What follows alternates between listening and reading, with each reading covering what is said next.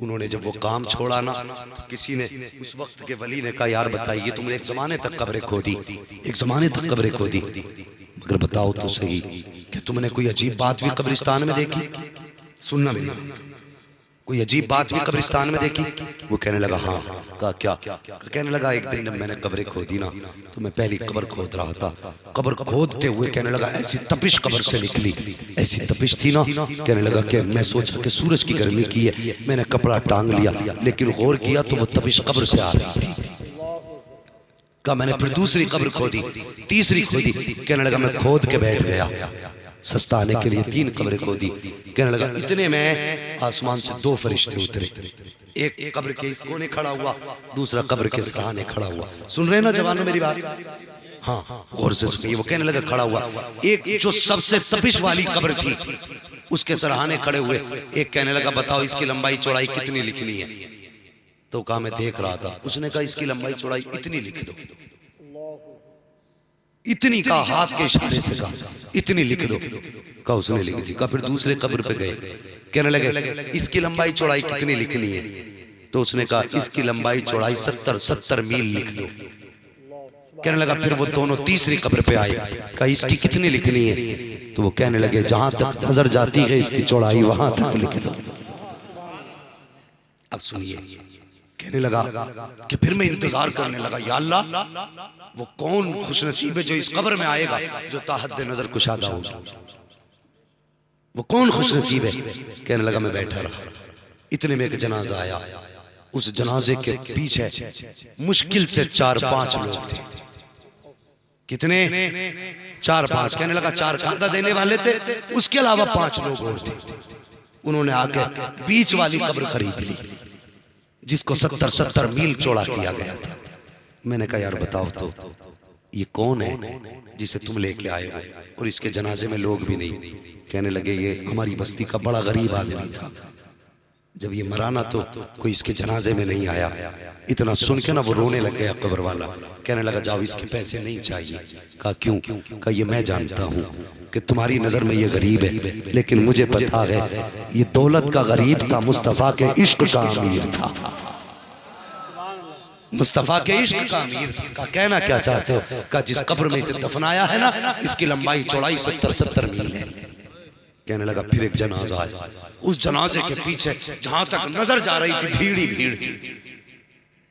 कहा उन्होंने वो कब्र आके खरीदी जिस कब्र से खोदते हुए मुझे भी तपिश आ रही थी, जिसकी चौड़ाई फरिश्तों ने इतनी बताई थी, इतनी चौड़ाई।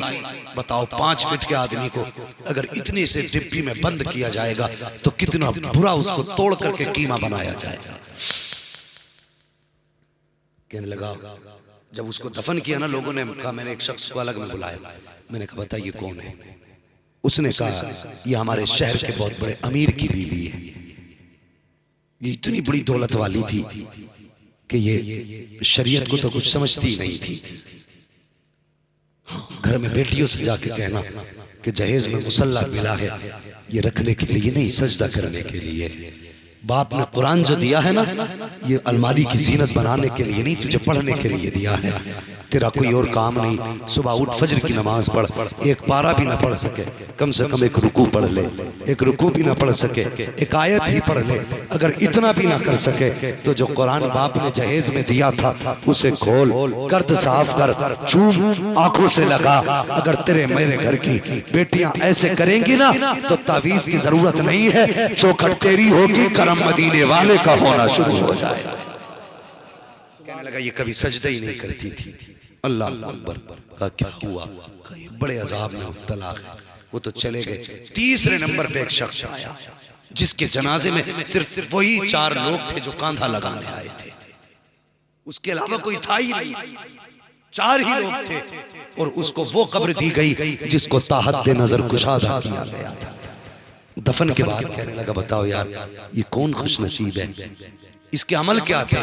लोग कहने लगे यार इसके अमल हम क्या बताएं, पता नहीं किस वतन का रहने वाला था, सुबह आके हमारी बस्ती में इंतकाल कर गया। हमने इसकी जेबें चेक की, इतने भी पैसे नहीं थे कि कम से कम इसकी कफन दफन कर लिया जाता। कहा हम ही ने चंदा करके इसका कफन दफन किया गया। आंख में आंसू आ गए, कहने लगा वाह रे मालिक तेरी कुदरत कि तूने कैसे कैसे नसीब बनाए हैं। जिसके जनाजे में हजारों थे उसे इतनी जगह दी गई, वो जिसके जनाजे में कोई अपना न था उसको ताहत नजर कुशादा कब्र दी गई। उसने कहा बात क्या है? कहा बता तो सही, अमल कैसे करके आया है? उसने कहा तुम क्या बताओगे, मुझसे पूछो ये जिंदगी कैसी भी गुजार के आया, लेकिन खुदा को भी राजी करके आया है, मुस्तफा को भी राजी। नारे तकबीर, नारे रिसालत, उलमाए अहले सुन्नत, मसलके आला हजरत।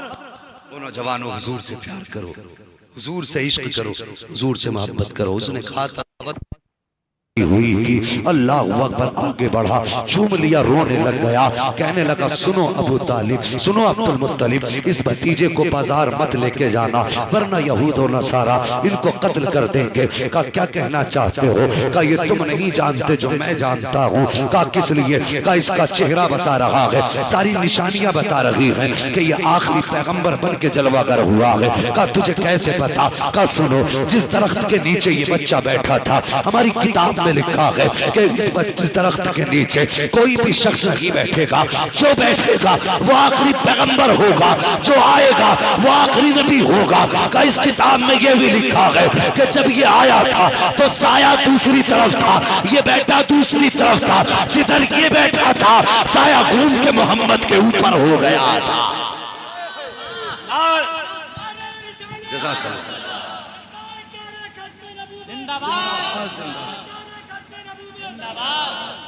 का साया हुजूर की तरफ हो गया था। उसके बाद कहने लगे कि आप जाइए। जब अब्दुल मुत्तलिब जाने लगे उसने हुजूर का दामन थामा, ए महबूबे खुदा, ए जाने जा, ए आफरीन दुनिया के सबब मुझसे एक वादा करके जाइए। का कौन सा वादा? का काश मेरी उम्र इतनी होती कि आपके ऐलान नबुव्वत का जमाना पाता, मैं आपका कलमा पढ़ता। रो के कहता है महबूब अभी वो वक्त तो नहीं, लेकिन गवाह रहना मैं आज ही आपकी नबुव्वत का ऐलान करता हूँ, आज ही आपका कलमा पढ़ता हूँ। जब इतनी बात कही थी तब अबू तालिब ने कहा था 500 साल हो गए तुझे दुनिया छोड़े हुए, इतनी आसानी से तू इनके हाथ पे क्यों बिक गया? उसने कहा सुनो सरदारे मक्का, ये तुम समझते हो कि मैं दुनिया छोड़ के बैठा था, लेकिन नहीं नहीं, मैं दुनिया छोड़ के नहीं बल्कि मुझे पता था इस रात से ये गुजरेंगे, इसलिए 800 साल से इनकी रात में। नारे तकबीर, नारे रिसालत, उलमाए अहले सुन्नत, मसलके आला हजरत, जश्न गौसुल वरा कॉन्फ्रेंस। नारे तकबीर, नारे रिसालत। ये हुजूर है, मुझे बता फिर वही खुतबे के बाद की बात, कभी तूने तो दुआ भी नहीं मांगी, अल्लाह उनकी उम्मत में पैदा फरमा। क्या हम मुकद्दर के धनी नहीं? बिना दुआ के आंख खोली हमें मुस्तफा की गुलामी का पट्टा मिल गया। आका की गुलामी तो वालिदैन की सिर्फ विरासत में मिल गई। ये है सच्ची बात। और सुनिए खुदा का करम, उसने मुझे आपको इंसान बनाया, करम बालाए करम, उसने मुसलमान बनाया, हमें हुजूर की उम्मत में पैदा किया। और सच्ची बात कह दूं, हम कितने नसीब वाले हैं कि हम सबको खुदा ने कादरी बनाया है। हम सबको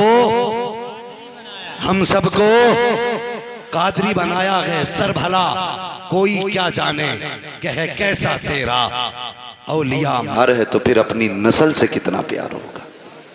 तुम जो गाड़ी पे बैठ के एक्सीलेटर लेके कहते हो क्या फर्क पड़ता है, टांग टूटेगी तो मेरी टूटेगी, भेजा निकलेगा तो मेरा निकलेगा। नादान तू नहीं जानता है, अगर टांग टूटी तू तो लेटा रहेगा बेड पे। माँ से पूछ वो कितनी रातें जाग के गुजारेगी, बाप से पूछ कितने चक्कर हॉस्पिटल के लगाएगा तेरी पट्टी मरहम पट्टी के लिए। जाओ आज भी हॉस्पिटल में जाकर के देख लो, कितने ऐसे ब्रेन उनके फेल हो गए हैं, एक्सीडेंट के बाद के माँ बाप पे बोझ बन गई है औलाद। मैं आपसे कहना चाहता हूँ खुदारा, रोड पे निकला करो तो जिंदगी की हिफाजत के साथ निकला करो, एहतियात के साथ चला करो। ये मत सोचा करो कि मेरी टूटेगी मेरी फूटेगी, नहीं नादान, तेरी टूटेगी, तुझे एक बार दर्द होगा, लेकिन जब तक तू तड़पता रहेगा उससे ज्यादा तेरे माँ बाप को तकलीफ होती रहेगी। तुम रोड पे चल करके कहते हो क्या है, मैं जिंदगी का मालिक हूं, तू कुछ भी नहीं है, औकात क्या है, हैसियत क्या है।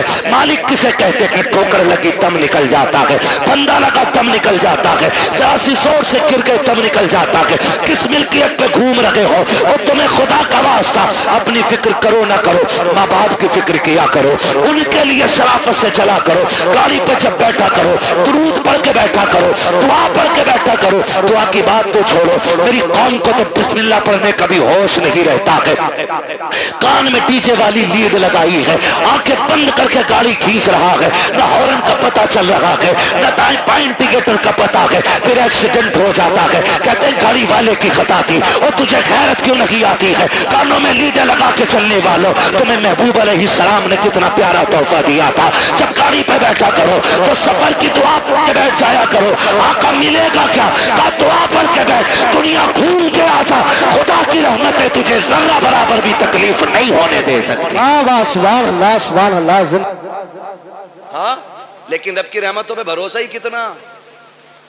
वो पहला दौर था, कारी साहब क्या करे, बदली उठ रही है जरी डाल दो, अब तो देखता ही नहीं है 6-6 महीने बादल की तरफ को।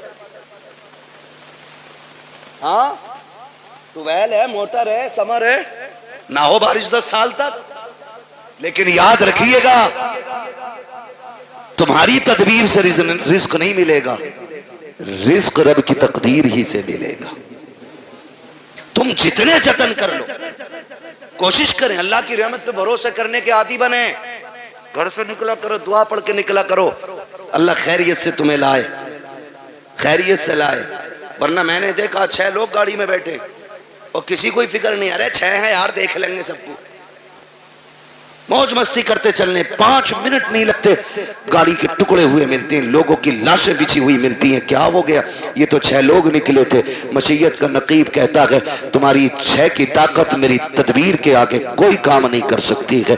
अगर मैं चाहूं एक लम्हे में मौत के बिस्तर पर लटा सकता हूं। तुम्हें अपनी ताकत पे भरोसा नहीं करना है, अपनी तदबीर पे भरोसा नहीं करना है, रब की रहमत पे भरोसा करके निकला करो, अपने रब से दुआएं मांग के निकला करो, माँ बाप को धमकी न दिया करो। बात बात में नौजवान कह देता अभी जाके मर जाऊंगा डैर में, अभी लाइट का तार पकड़ लूंगा, अभी छत पे से कूद जाऊंगा। गैरत कर, किससे बात कर रहा है? तुझे पता है कि जब तू ये जुमले बोलता है माँ बाप पे क्या गुजरा करती है? तुझे पता है जब तू धमकियां देता है तब माँ पे क्या गुजरा करती है? खुदा की कसम, उन्हें दुख न दिया करो, तकलीफ न दिया करो। रब ने सांसें दी है, इनकी कदर कर लो।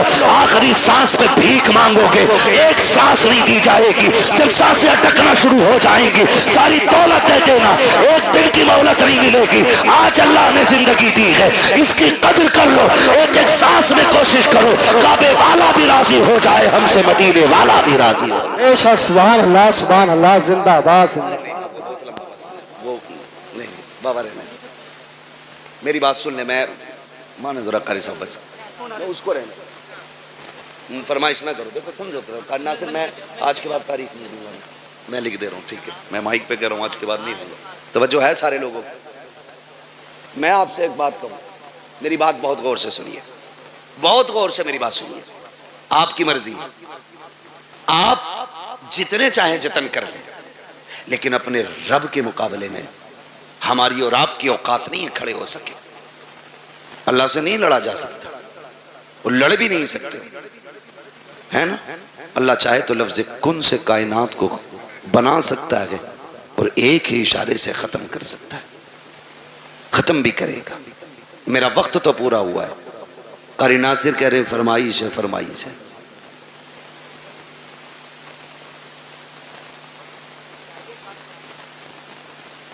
अल्लाह आपको सलामत रखे भाई, बर्दाश्त कर लेंगे 10 मिनट और।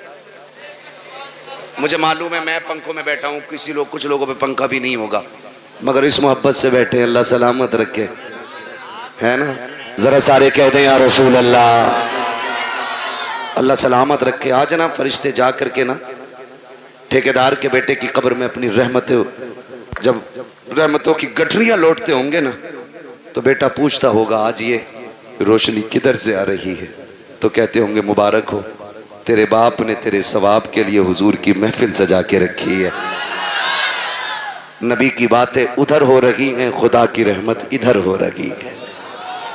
ये बड़ी बरकतों वाली महफिल है। लोग पता नहीं क्या समझें या ना समझें, मैं इसके बारे में नहीं जानता हूं, लेकिन इतनी गुजारिश है, ये महफिल इतनी बरकतों वाली है, इतनी बरकतों वाली है। हम जो सुन्नी इस महफिल को सजाते हैं ना, इस महफिल को जो सजाते हैं, ये इतनी रहमतों वाली महफिल, इतनी बरकतों वाली है। इसमें जो आके बैठ जाता है बख्श दिया जाता है। असल बात है उस बख्शिश को बचा के रखना। आप आके बैठे, आप बख्श दिए गए, लेकिन अब कल से कोई काम ऐसा नहीं करना जो फिर वो नाराज हो। लेकिन हम कल से फिर वही भेड़ वाली चाल, जितने आके बैठ जाते वो सारे बोले बख्श दिए जाते। फरिश्ते कहते मालिक तेरी महफिल सजी थी, क्या बात हो रही? कहा मुझे तुझे कोई करीम कह रहा था, कोई तुझे रहीम कह रहा था, कोई तेरे महबूब की बातें कर रहा था। वो जन्नत की भी बात कर रहे थे। रब फरमाता उन्होंने मेरी जन्नत देखी है? कहा नहीं। कहा फिर उन्हें कैसे पता चला? मुझे देखा नहीं, यकीन कैसे? फरिश्ते कहते होंगे एक देखने वाले का कहा मान लिया है, बिन देखे तुझे हमने खुदा मान लिया है। मालिक उनसे तेरे महबूब ने कहा खुदा है, तो उन्होंने कह दिया है। तेरे महबूब ने कहा जन्नत है, तो फिर है। तेरे महबूब ने कहा दोज़ख है, तो फिर अल्लाह सलामत रखे। ये सुन्नियों का अकीदा है। हुजूर ने कह दिया है तो तुम्हारे मुंह से जो निकली वो बात होके रही। मेरे नबी कभी झूठ बोलते ही नहीं। उन्होंने कहा है तो है। मालिक तेरे महबूब ने कहा, उन्होंने मान लिया। कबिन दे के कहा हाँ। रब फरमाता गवाह हो जाओ, जितने आए बैठे मैंने सबको जन्नती बना दिया है। फरिश्ते कहते हैं अल्लाह एक तो गुजर के जा रहा था मंडल लेने, मतलब किसी भी काम से, और वो मौलवी को देख के रुक गया, या खाली लाइटिंग देख के रुक गया, भीड़ देख के रुक गया, उसका मकसद जलसे में आना नहीं था। रब फरमाता फरिश्तों मैंने उसे भी माफ कर दिया। अल्लाह वो क्यों बख्शा गया? रब फरमाता वो कोई भी था, लेकिन महफिल तो मेरे महबूब की थी ना। फरिश्तों में उस गुनाहगार को देखूं या अपने महबूब को देखूं? मैंने महबूब के सदके में सारे ही बख्श दिए। बख्शे तो सब जाते हैं, असल है बचाना। इस बख्शिश को कितने बचाते? सुबह ही निकले और गाली बक दी सामने वाले।